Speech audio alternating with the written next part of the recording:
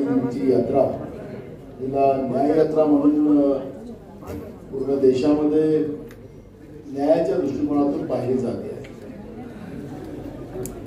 त्याप्रमाणे मणिपूरहून जेव्हा यात्रा निघाली, राहुलजींना भाजपच्या अनेक राज्यामध्ये कशी वागणूक त्या यात्रेला दिली, कशी त्यांच्यावर लूटमार केली गेली, लाठीचार्ज कसा केलेला, ते आपण सगळ्या देशांनी पाहिलेला आहे. भारत हा लोकशाही प्रधान देश आहे, पण या देशामध्ये सरकारच्या चुकीच्या धोरणाच्या विरोधात आपलं मत मांडण्याचा अधिकार नाही, अशी परिस्थिती आपल्या देशात झालेली आहे. हे आपल्याला सगळ्यांना अवगत आहे. आणि म्हणून मी आसाम असेल, अनेक राज्यामध्ये ज्या पद्धतीनं राहुल गांधींच्या ताफ्यावर गोळमार आणि लाठीचार्ज वगैरे झालेला आहे, त्याचा निषेध आम्ही करतो सुरुवातीला. आणि ही यात्रा तरी सुद्धा राहुल गांधीजी घाबरले नाही.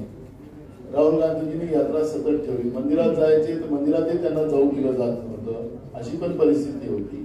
धर्माचा ठेकेदार आम्हीच आहोत, अशा पद्धतीचा त्या यात्रेमध्ये आपल्याला निदर्शनास आलं की तुम्हाला पूजा करायचा अधिकार नाही, फक्त आम्हालाच पूजा करायचा अधिकार आहे. अशा पद्धतीची सुद्धा भूमिका केंद्रातल्या भाजपच्या सरकारने या लोकशाही व्यवस्थेमध्ये निर्माण केलेली ही चित्र आपण पाहिलं.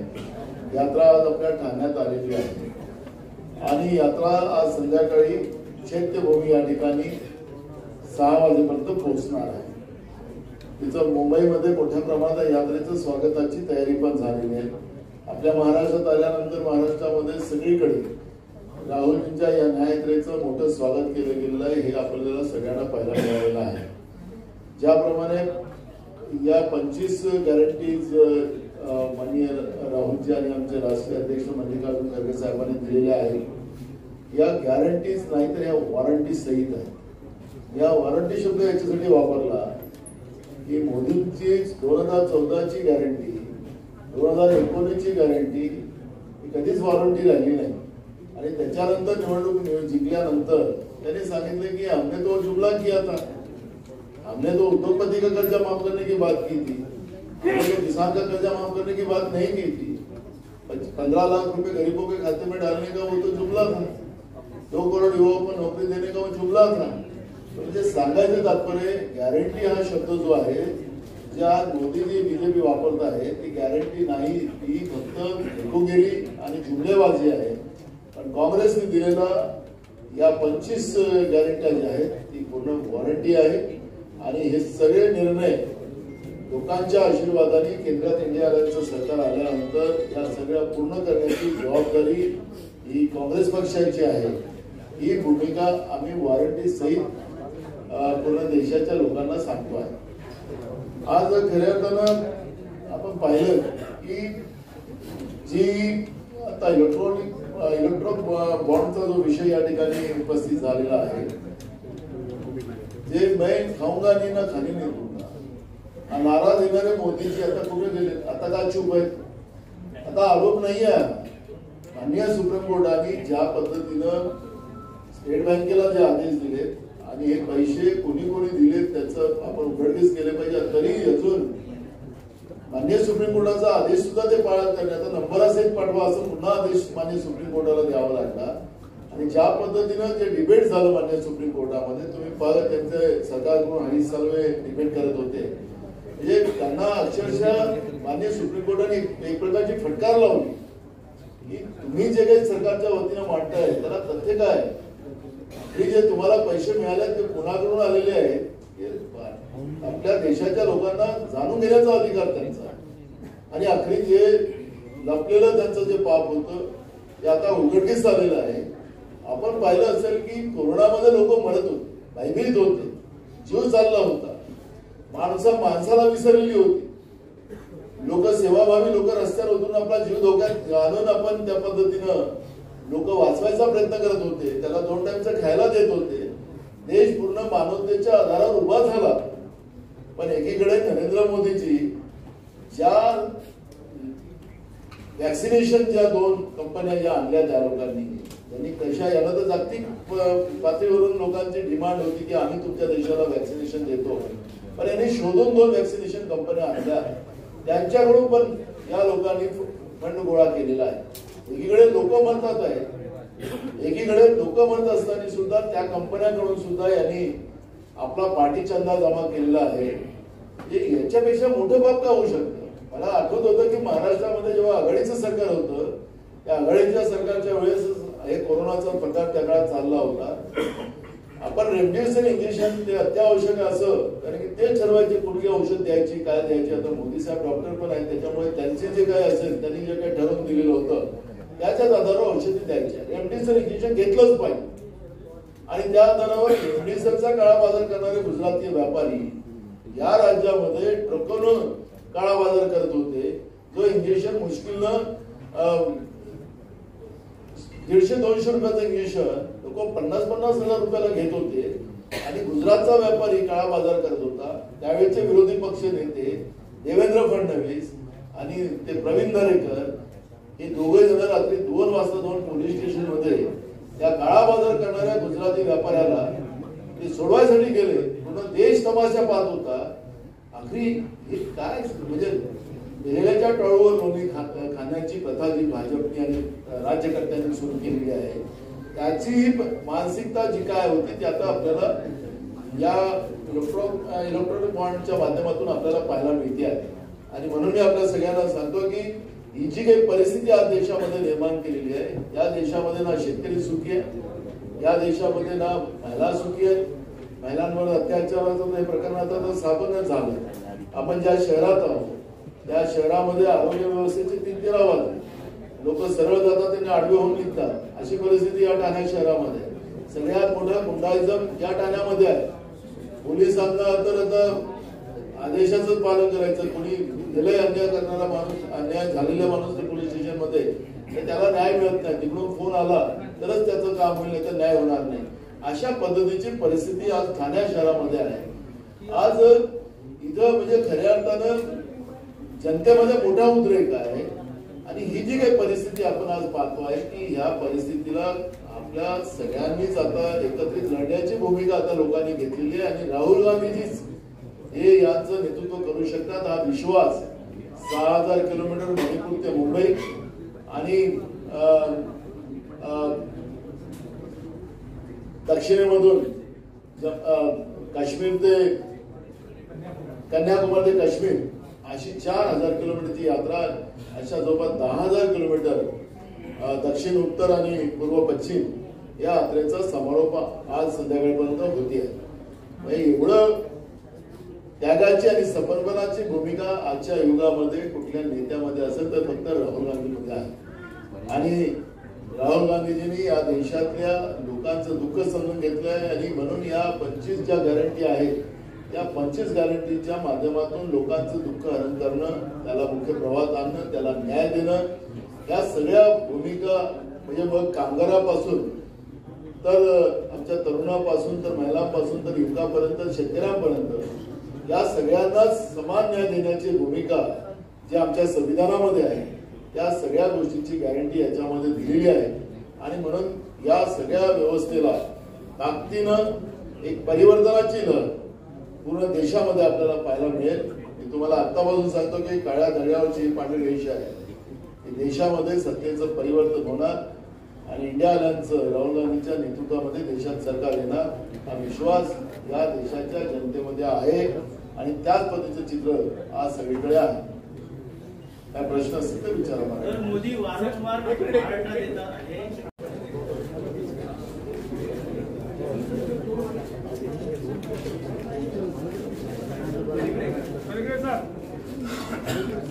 होल्ड कीजिए प्लीज। Thank you. एक होल्ड सर, एक मिनट।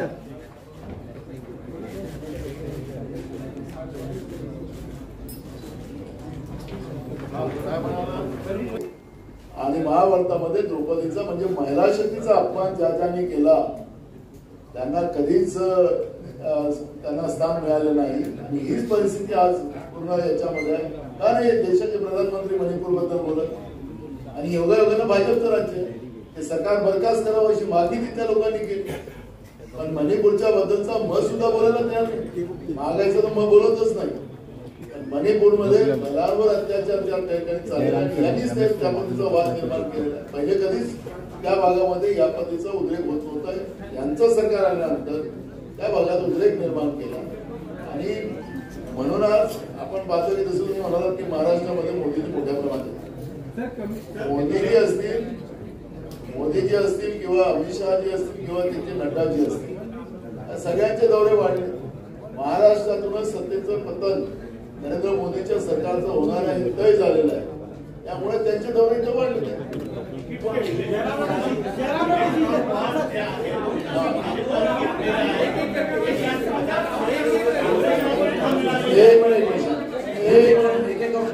हे यांचा प्रश्न होता यांचा. हा बोला.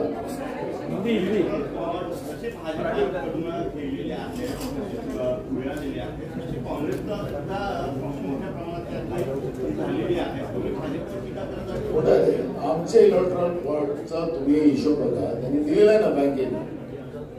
आमच्या जवळ ईडी नाही आहे, सीबीआय नाही, काही नाही. आम्ही काही कोणाला ठेके दिलेले नाही. तुम्ही गडकरींचं भाषण ऐकलं असेल लोकसभेतलं. त्याच्या मेगा इंटरनॅशनलचं ते उल्लेख करत होते की कशी कंपनी आहे, काय काय जरूरत आहे. तुम्ही कसा कंपन्यांचा सपोर्ट करता, कसा तो पैसा तिथं आला आणि बोगस कंपन्या जयरामजींनी सांगितलं त्याप्रमाणे या हजारो कोटी रुपये त्यांना कसे मिळू शकले. कोई सप्लिमेंटरी नहीं प्लीज. हाँ मैडम.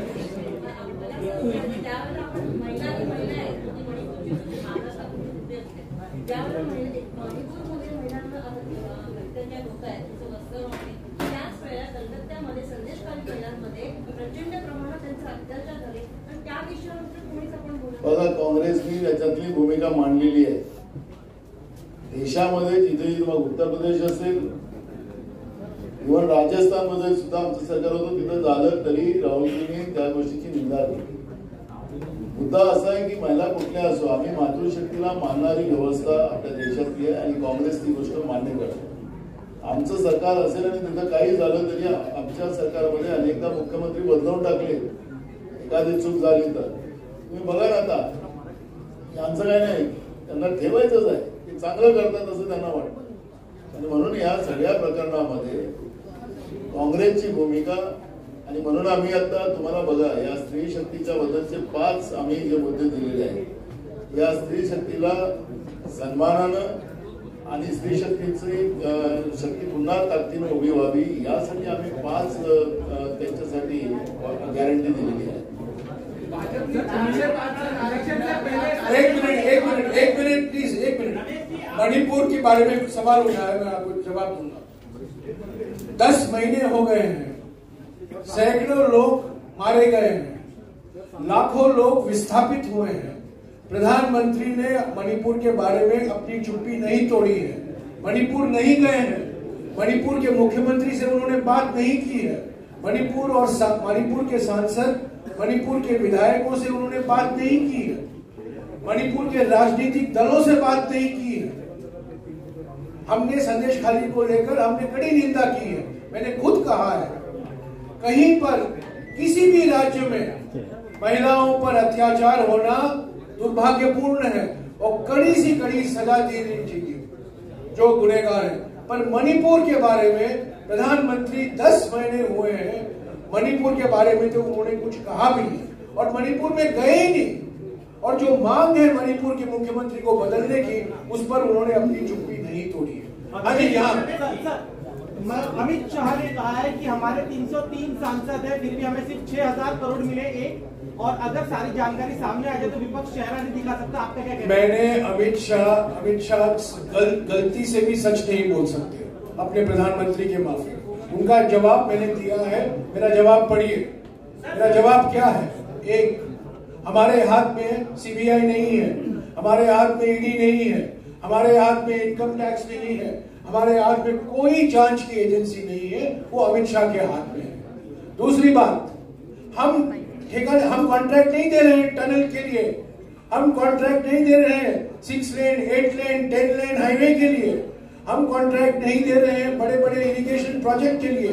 ये मोदी सरकार दे रही है, कांग्रेस पार्टी नहीं दे रही है. हाँ, 1-2 राज्यों में हमारे सरकारें हैं, कॉन्ट्रैक्ट करते हैं, पर उनको साबित करना चाहिए कि क्या इलेक्ट्रल बॉन्ड और उन जो कॉन्ट्रैक्ट दिया गया है उनके बीच में क्या रिश्ता है? देखिए, वो जानकारी तो एसबीआई ने नहीं दिया। अभी सुप्रीम कोर्ट ने कल कहा है कि ईसीआई को हर एक बॉन्ड का नंबर देना चाहिए। जब वो नंबर दिया जाएगा, दूध का दूध, पानी का पानी साबित हो जाएगा। दूध का दूध, पानी का पानी। 6,000 करोड़ रुपया भारतीय जनता पार्टी को मिला है। ये बॉन्ड जनता पार्टी है, भारतीय जनता पार्टी नहीं है। एक मिनट, इसमें ऐसी भी कंपनीज है जिनका paid up capital 5 crore rupees है, लेकिन 250 करोड़ ऐसे कंपनियां हैं जिनका प्रॉफिट 20 करोड़ है और 400 करोड़ रुपया उन्होंने चंदा दिया है, पर एक कंपनी का नाम नहीं है। आपने देखा होगा, दुनिया देश भर की कंपनी का नाम है, पर एक कंपनी का नाम नहीं है। और उस कंपनी को कोई ईडी, सीबीआई और इनकम टैक्स देने की जरूरत नहीं, उस पर कोई कार्रवाई करने की जरूरत नहीं, क्योंकि वो तो मोदी की इन हाउस कंपनी है। उनमें से चंदा लेने की क्या सवाल है? वो तो इन हाउस कंपनी है। आप 11,000 किलोमीटर राहुल गांधी जी के साथ यात्रा संपन्न कर रहे हैं। इस यात्रा के दौरान आपको क्या कितनी सीटें कांग्रेस की आ रही है? सॉरी, क्या सवाल? कितनी सीटें आपको लग रहा है कि कांग्रेस की आ रही है? आपने मुझे सुना नहीं। पहले मैंने कहा भारत जोड़ो यात्रा, भारत जोड़ो न्याय यात्रा सीट के नजरिए से नहीं निकाला गया है। चुनावी यात्रा नहीं, राजनीतिक यात्रा है। हम एक राजनीतिक पार्टी है, एनजीओ नहीं है, सन्यासियों का संगठन नहीं है। हम राजनीतिक पार्टी हैं। राजनीति में अनेक मकसद होते हैं। राजनीति में चुनाव लड़ना एक मकसद होता है, राजनीति में विचारधारा का मुकाबला करना एक मकसद होता है। भारत जोड़ो यात्रा, भारत जोड़ो न्याय यात्रा चुनावी यात्रा नहीं, वैचारिक यात्रा, विचारधारा की यात्रा है। और हमारे संगठन को बूस्टर डोज देने के लिए हमने बूस्टर डोज दिया भारत जोड़ो यात्रा के समय, और भारत जोड़ो न्याय यात्रा के समय भी मैं समझता हूं और मैं विश्वास के साथ कह सकता हूं, आज मैं कहूंगा, भारत जोड़ो यात्रा में और भारत जोड़ो न्याय यात्रा में महाराष्ट्र सबसे ऊपर के स्थान में है।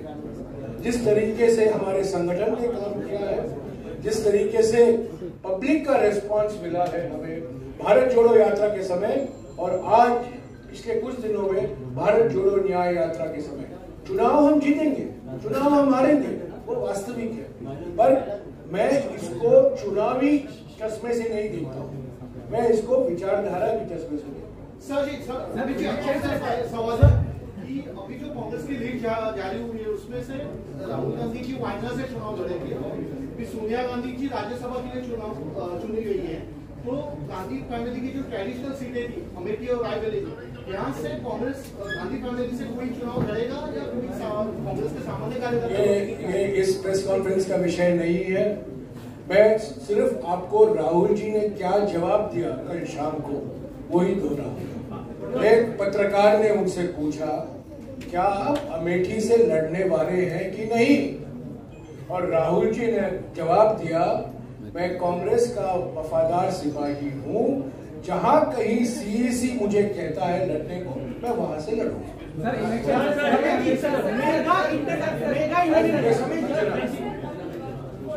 माइक शिफ्ट करो। I do not have the latest up-to-date information, but all leaders of India Janbandhan have been invited.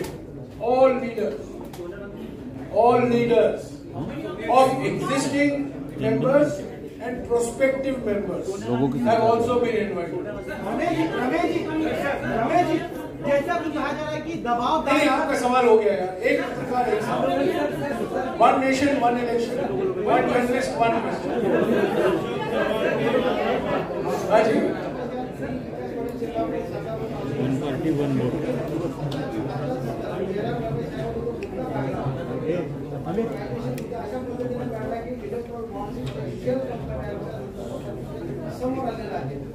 अशा वेळेला सुप्रीम कोर्टाने इंटरव्ह्यू घेऊन सर्व शेअर कंपन्यांच्या माध्यमातून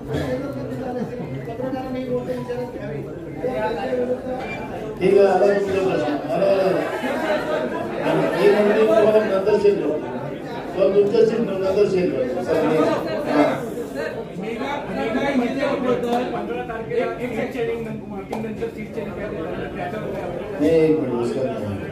मेगा इंजीनियरिंग के बारे में कल बहुत बड़े जो खुलासे हुए हैं, तेलंगाना में कांग्रेस की सरकार है, तो क्या कांग्रेस की सरकार तेलंगाना में मेगा इंजीनियरिंग की इंक्वायरी करेगी, जांच करेगी या कुछ दबाव है? नहीं, हमें क्या जवाब है? हम लोग बिल्कुल हमारी सरकार करेंगे. इनके पास पैसे कहाँ से आए, कैसे हुए, कितना पैसा जो अभी सामने आया है, इसलिए तो उसके नंबर जो डिक्लेयर करने के लिए बोली गई है सुप्रीम कोर्ट में, वो जब तक सामने नहीं आता तब तक अपने को कुछ नहीं कर सकते. सर, इलेक्शन से पहले एक जो सवाल क्या आया था, कौन कौन पार्टियां आ रही है, मैं आपको जानकारी दूंगा कि कल की बैठक, कल की रैली के लिए प्रकाश अंबेडकर जी को भी निमंत्रण गया है, क्योंकि आपके मन में उन्हीं का सोच है, मैं जानता हूँ. प्रकाश अंबेडकर जी को भी निमंत्रण गया है और मेरे सीनियर साथी रमेश चैतला जी मुझे जानकारी दे रहे हैं कि वो आएंगे. सर, इलेक्शन से पहले हाँ जी.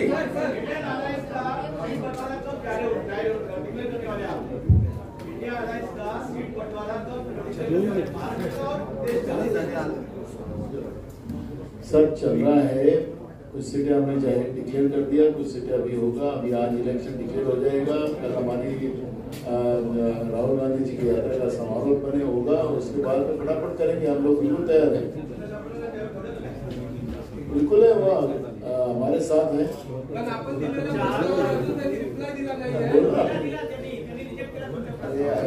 मी काल पण तुम्हाला सांगितलं की एकदम क्लिअर आहे की बसून याच्यावरती चर्चा करू.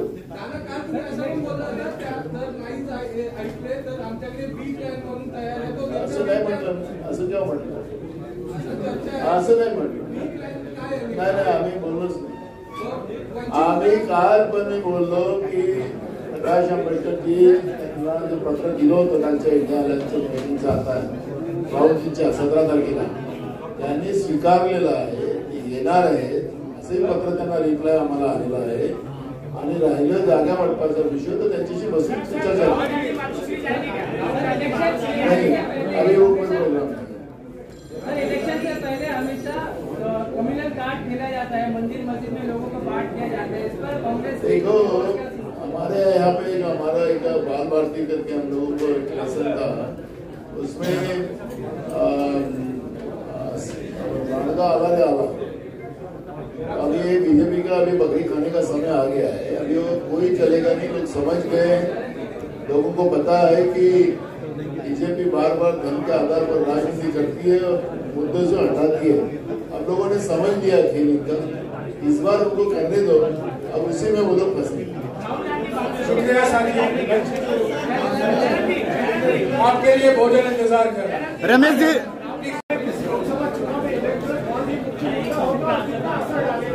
अब पूरा कोशिश हम कर रहे हैं कि इलेक्ट्रल बॉन्ड एक मुद्दा है, क्योंकि ये इलेक्ट्रल बॉन्ड हमारे प्रधानमंत्री की मानसिकता का एक प्रतीक, जो पूंजीपति के लिए इन्होंने काम किया है पिछले 10 साल अन्याय का. और इलेक्ट्रल बॉन्ड एक प्रतीक, एक मानसिकता का प्रतीक. तो इस चुनाव में अलग अलग मुद्दे हैं, पर ये मुद्दा महत्वपूर्ण मुद्दा है और कांग्रेस पार्टी इस मुद्दे को लेकर अगले 1 महीने तक अभियान चलाती है. सर